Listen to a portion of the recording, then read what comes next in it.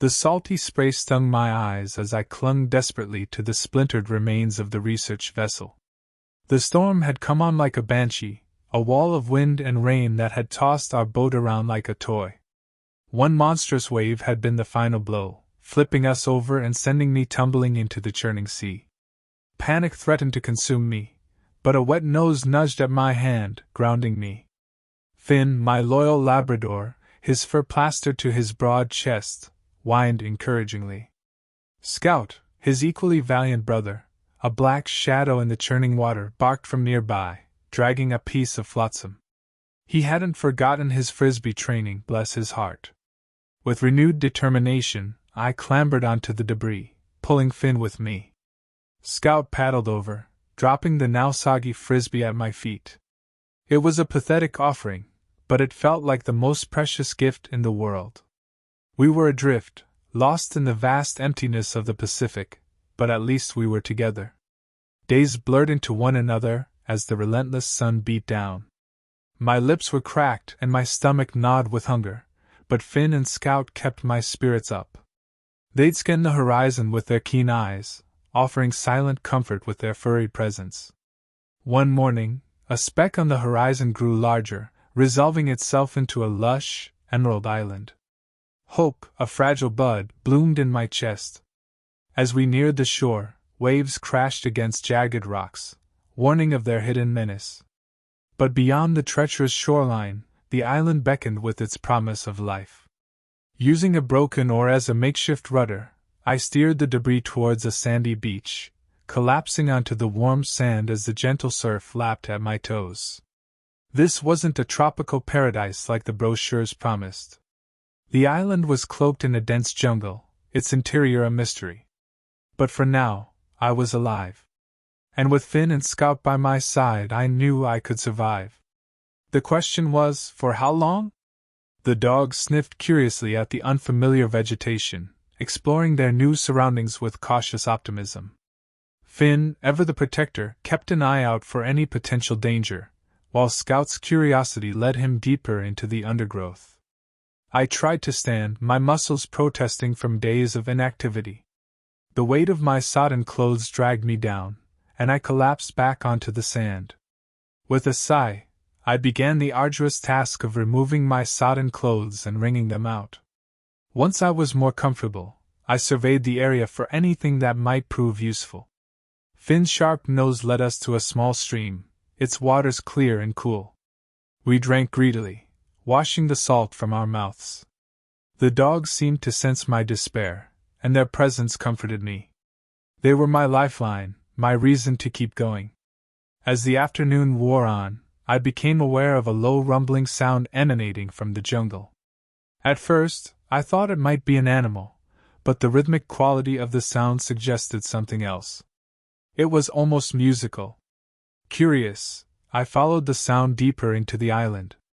The undergrowth grew thicker and more impenetrable as I ventured further inland, but the rumbling persisted, guiding me onward. Eventually, I emerged into a small clearing, the source of the sound revealed, a waterfall, its cascading waters providing a soothing counterpoint to the harsh reality of our situation. Finn and Scout bounded forward, eager to investigate the newfound oasis. I collapsed against a nearby tree, exhausted from the trek but invigorated by the discovery. The waterfall was a beacon of hope, a reminder that despite our dire circumstances, there was still life to be found on this island. I took a deep breath, tasting the moisture in the air, and felt a spark of determination ignite within me. I stood, brushing the dirt from my hands, and surveyed the waterfall more closely. The rock face was coated with moss and ferns, hinting at the possibility of hidden caves or caverns. It was a long shot, but it was worth a try. I called to Finn and Scout, and together we began to explore the rock face, searching for any sign of an entrance. Hours passed as we climbed and crawled over the slippery rocks, my hands and feet aching from the effort. The sun dipped below the horizon, bathing the island in a warm, golden light.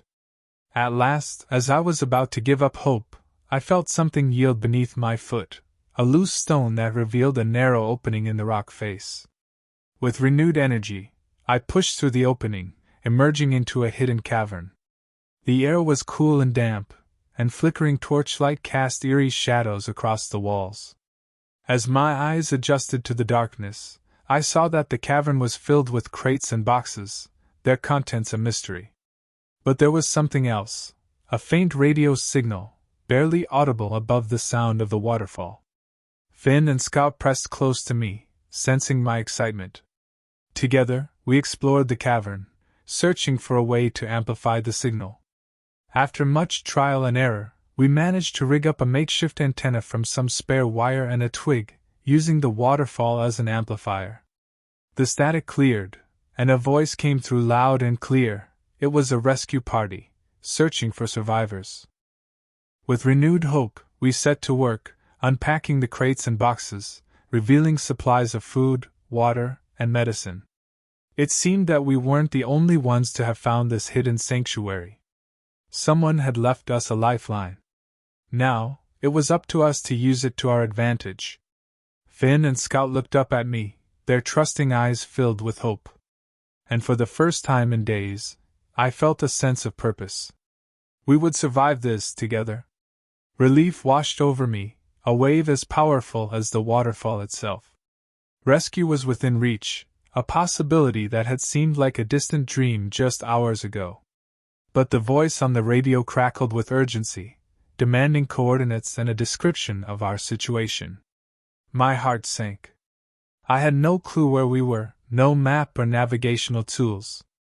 Panic threatened to overwhelm me again, but Finn nudged his wet nose against my hand, a silent reassurance.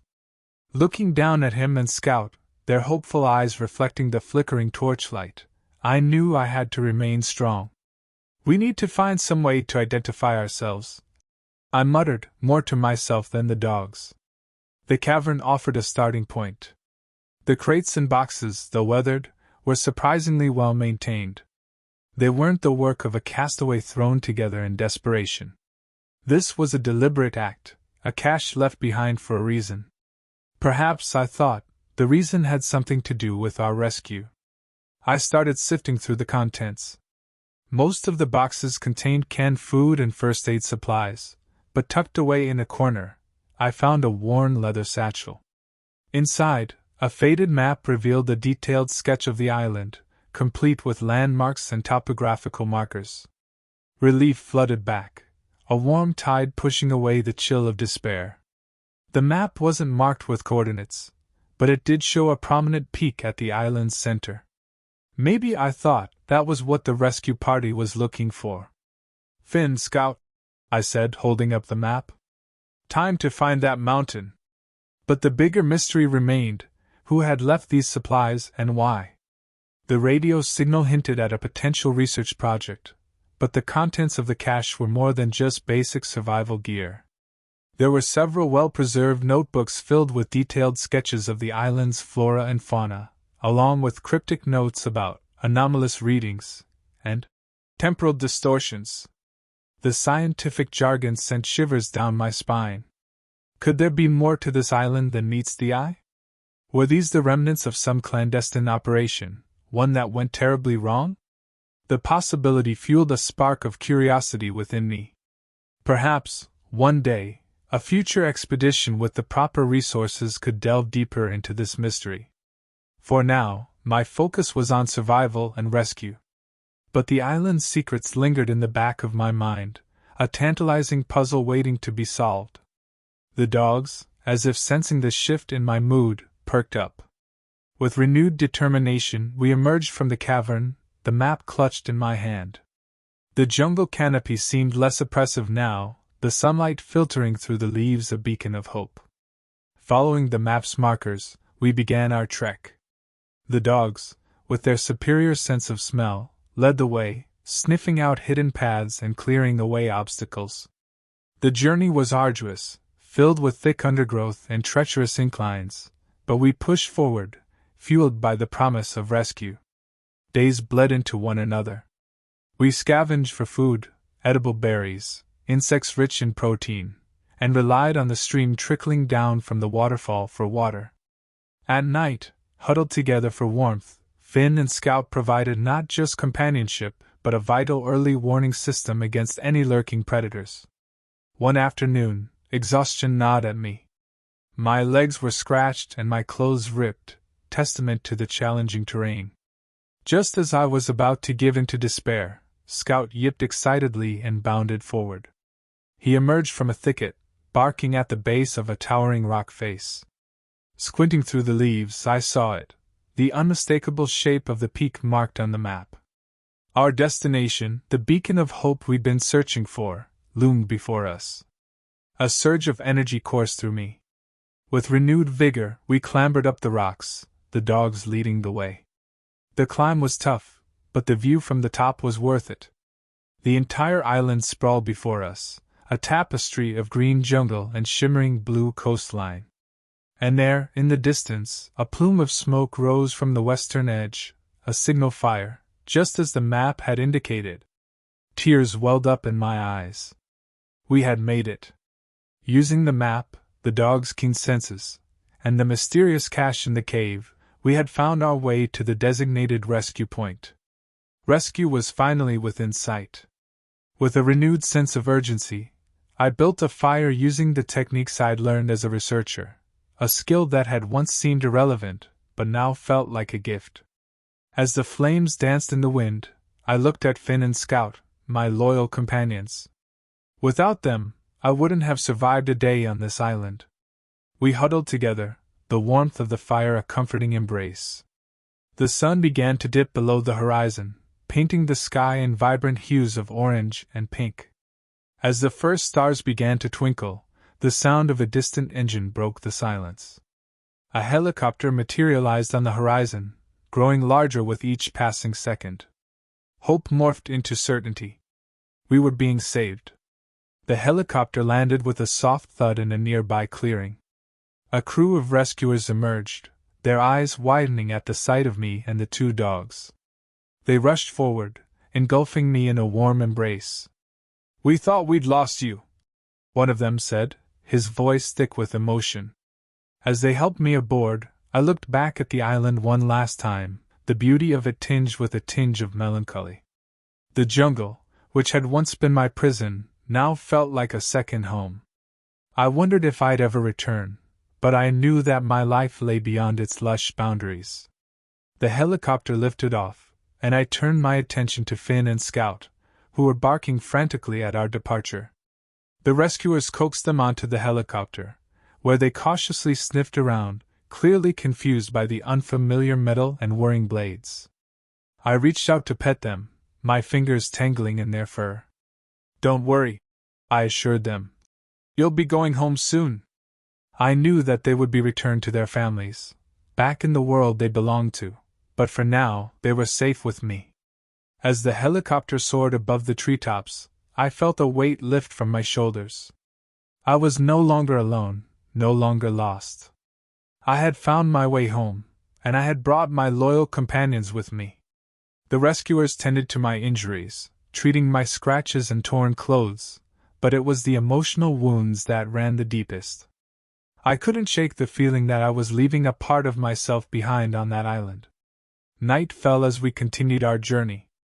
We set up camp, but I lay awake, listening to the rhythmic sounds of the island, the stars twinkling above me like a million pinpricks of light. In the distance, I thought I could hear the faint calls of the island's creatures, their haunting cries carrying on the wind. I closed my eyes, feeling the warmth of the sleeping bag envelop me. For the first time in weeks, I felt truly at peace. And as I drifted off to sleep, I knew that Finn and Scout were curled up nearby, their bodies pressed against mine, their hearts beating in perfect harmony. Days turned into weeks, and then into months. I recovered fully, both physically and emotionally, and I threw myself into my old life with renewed vigor. But despite my outward appearance of normalcy, I couldn't shake the memories of the island. They haunted my dreams, and even during the day, I found myself lost in thought, reliving those harrowing moments. My family and friends were supportive, but they couldn't truly understand what I had been through. They didn't know the bond one shared with Finn and Scout, the way they had saved me in those darkest hours. And so, I kept my experiences to myself, afraid that if I spoke of them aloud, they might lose their power over me. I learned that there was a rescue center, where many of the city's creatures were housed, while they waited to be adopted. I often found myself returning to the rescue center, volunteering to care for the animals who had been abandoned or mistreated. It was a way for me to feel connected to the island, to the wild creatures that had become my family. And as I worked with the dogs, cats, and assorted other animals, I realized that my experiences had changed me, that I could no longer ignore the suffering of the world around me. One day, as I was cleaning out a kennel, I came across a stray dog with a limp. Her fur was matted and dirty, and her eyes held a desperate plea for help. Without hesitation, I scooped her up and took her home. I named her Luna, and she became my companion, my confidant. Luna and I spent our days exploring the city, visiting parks and beaches. Luna was a happy dog, and her presence in my life brought a newfound sense of purpose.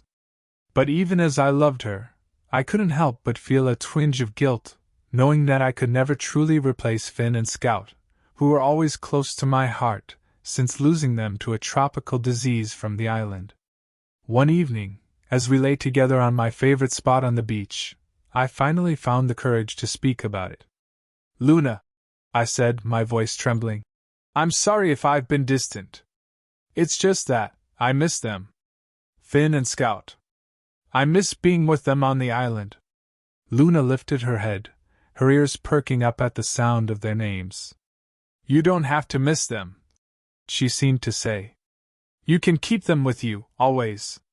She nuzzled closer to me, her warm breath tickling my neck. "They're a part of you, just like I am. And as long as you remember them, they'll never be far away." I stroked her fur, feeling the familiar rhythm of her heartbeat. "You're right," I whispered, tears welling up in my eyes. "I just wish I could go back, you know. To have just one more day with them." Luna let out a soft whine, as if she understood the ache in my heart. She nudged her head under my hand, urging me to pet her. "But I can keep their memory alive. I can honor them by living the life they saved for me. Who knows? Maybe I'll find my way back to them one day." I closed my eyes, taking a deep breath. Luna was right. I had survived because of Finn and Scout, and I couldn't let their sacrifice be in vain. I had to live my life to the fullest, and make sure that their memory lived on. As the sun began to set, painting the sky in a blaze of orange and pink, I knew that I had made peace with my past. I would always miss Finn and Scout, but I also knew that they would always be with me, in my heart and in my memories. And as long as Luna was by my side, I wouldn't be alone. Together, we walked along the shore, our footsteps leaving faint impressions in the sand. The ocean breeze tousled my hair, carrying with it the salty scent of the sea. Ahead of us lay an uncertain future, but I knew that no matter what challenges it might bring, I would face them with the courage and resilience that Finn and Scout had instilled in me. And with Luna at my side, I knew that I could overcome anything. One day, while browsing the internet, I stumbled upon a forum for survivors of similar ordeals. Hesitantly, I reached out, sharing my story for the first time with people who might understand. To my surprise, I was met with an outpouring of empathy and support. Through online conversations and eventually video calls, I connected with a small group of survivors, forming a virtual support system. We shared stories, fears, and coping mechanisms, a lifeline in a world that seemed to have moved on. One survivor, a woman named Sarah, mentioned an organization called Island Guardians. They were a non-profit dedicated to the research and preservation of remote islands, focusing on maintaining a balance between human exploration and ecological needs.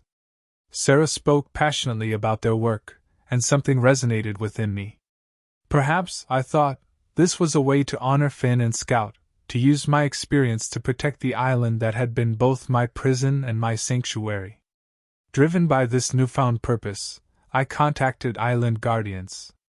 They were impressed by my story and my research background. They offered me a position as a field researcher, focusing on studying the island's unique ecosystem and advocating for its conservation. As for Luna, her intuition about the island continued to amaze me. When I confided in her about returning, her tail thumped excitedly on the floor. It was as if she understood my longing. The possibility that she, too, had a connection to the island was intriguing. Perhaps, I thought, she had been astray on the island before somehow finding her way back to the mainland. It was a theory I couldn't prove, but it deepened the bond we shared. With Luna by my side and a newfound purpose in my heart, I embarked on a new journey. We returned to the island, not as castaways but as protectors. The island greeted me with a familiar mix of beauty and danger, the lush jungle teeming with life, the ocean waves crashing against the jagged rocks. Standing on the beach where I had first washed ashore, I felt a wave of emotion wash over me. Tears welled up in my eyes, a mixture of grief and gratitude. I missed Finn and Scout terribly, but their memory fueled my resolve. I would explore the island's secrets, document its wonders, and ensure it remained a refuge for all creatures, great and small. As the sun dipped below the horizon, painting the sky in a vibrant palette of orange and pink, I looked down at Luna. Her soulful eyes seemed to hold a wisdom beyond her years. "We're home," I whispered, stroking her fur. And in that moment, under the vast expanse of the night sky, I knew I was finally right. With Luna at my side, and the spirit of Finn and Scout forever etched in my heart, I was truly home. The island, once a symbol of isolation, had become a beacon of hope, a testament to the resilience of nature and the enduring power of human connection. Thank you for watching this video. I hope you enjoyed it. If you did, please subscribe to stay updated with our latest stories, give us a like if you want to see more, and drop a comment below to let us know your thoughts.